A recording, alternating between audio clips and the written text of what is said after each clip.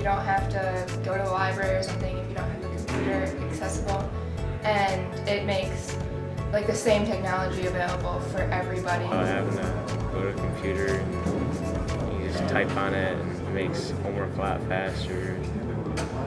Well, I think some positive things about the iPad is that you can do a lot with it.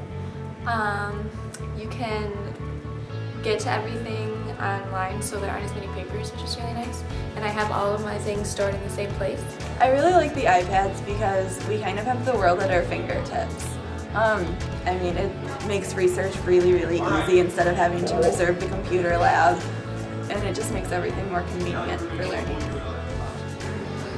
The iPad's really great because you can not carry around a giant backpack anymore, save some back bones. That's a really good thing. I also really like to express my feelings in my my iPad cover. I like to draw on it sometimes and maybe make a little couple doodles during class. I love that.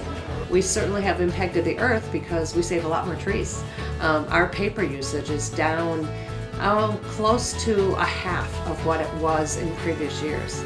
I generally order a ton of new paper for the school year, and actually it's probably more than 1 ton, it's probably 2 tons, and we cut way down on our paper order.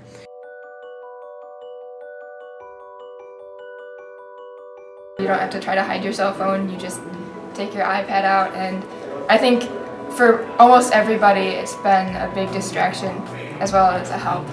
It always breaks and you have like technical problems with it and you can't get on certain sites because they're blocked. So it's kind of a pain in the butt sometimes. Distracting is a con. I mean, even if I'm not doing something wrong and someone else is like doing games next to me, I'm gonna watch their game instead of watching the projector. So yeah, there are good things and bad things. But I just think that it's a hassle because like taking notes on the iPad, I look like a 3-year-old, like, you know, wrote on it, and typing it can be not fun, but I don't know. And like some teachers don't know how to use it, and then we don't know how to use it, and I think it's better than last year, but last year was not fun. Not in the school itself, but at home for some parents. It has been a point of contention between the parent and the student, or the parent and the child, I should say, where they can't get the students to focus on homework. They're checking their email, they're messaging, they're Skyping, those kinds of things.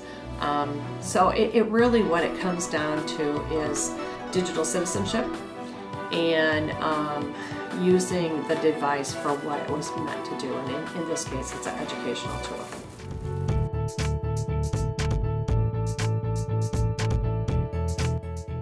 That's a very good and interesting question, and I don't think it's one that Zeeland has answered firmly yet.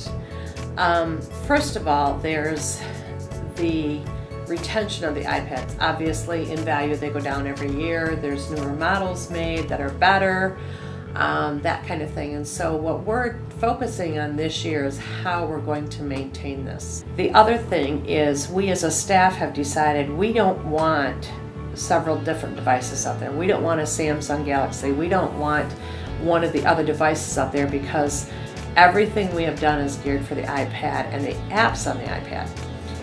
I think largely we don't know.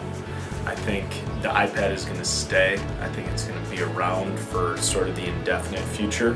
I think it's something that we have to continue doing, but how it's used in the classroom has changed so much over the last 13, 14 months now that I don't think we know what it looks like, and I don't think we can predict what it looks like as new apps come out, as teachers continue to explore what possibilities are there, as we start taking advantage of things like Skype with other schools and around the nation and around the world.